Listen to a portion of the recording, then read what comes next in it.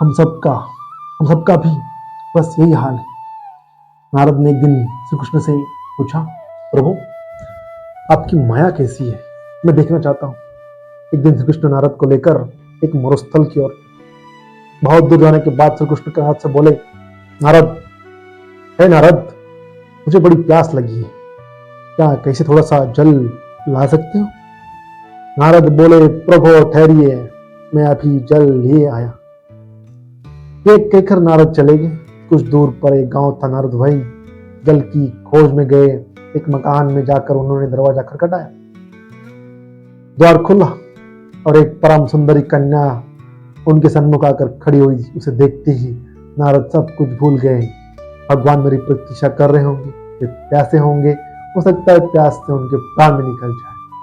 ये सारी बातें नारद भूल गए। सब कुछ भूलकर वे उस कन्या के साथ बातचीत करने लगे। उस दिन वे अपने प्रभु के पास लौटे ही नहीं। दूसरे दिन वे फिर से उस लड़की के घर उपस्थित हुए और उससे बातचीत करने लगे। धीरे धीरे बातचीत ने प्रणय का रूप धारण कर लिया। तब नारद उस कन्या के पिता के पास जाकर उस कन्या के साथ विवाह करने की अनुमति मांगी। विवाह हो गया।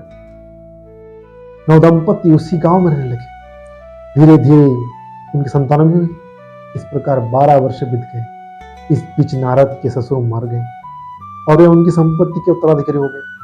पुत्र, कलत्र, भूमि, पशु, संपत्ति, गृह आदि को लेकर नारद बड़े सुख चैन से दिन बिताने लगे। कम से कम उन्हें तो यही लगने लगा कि वे बड़े सुखी हैं। इतने में उस देश में बाढ़ आई।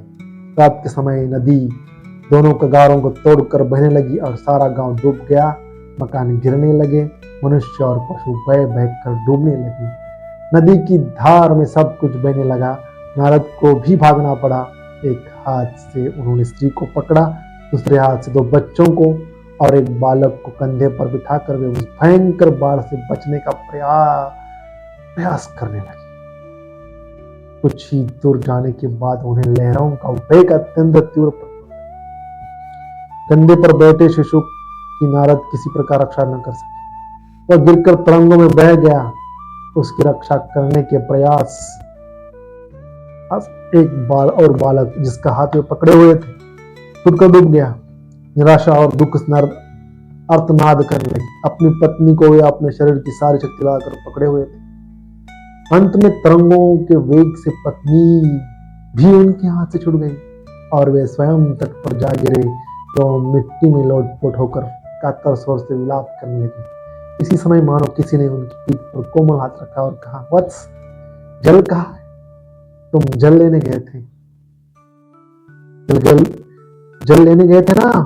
मैंने तुम्हारी प्रतीक्षा में खड़ा हूं। तुम्हें गए आधा घंटा हो चुका, बीत चुका है। नारद चिल्ला पड़े। उनके लिए तो 12 वर्ष बीत चुके थे और आधे घंटे के भीतर ये सब दृश्य उनके मन में से होकर निकल गए। और यही माया है।